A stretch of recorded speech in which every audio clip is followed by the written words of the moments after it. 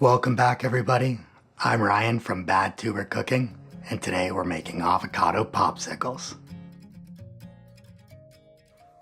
What you'll need for this recipe is 2 avocados, 1/4 cup sweetener, 2 tablespoons lime juice, and 1.5 cups coconut milk. Once you have all your ingredients together, you're going to want to put them all into a blender and blend it until it's really smooth.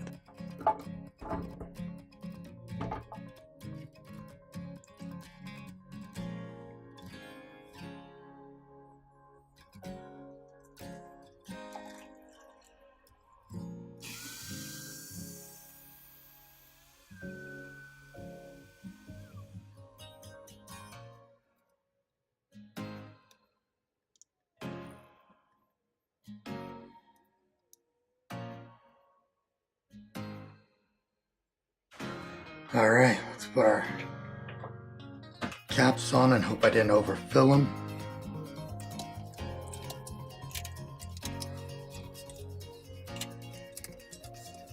So we'll put this in the freezer for a couple hours until they get nice and hard, and we'll see where we're at.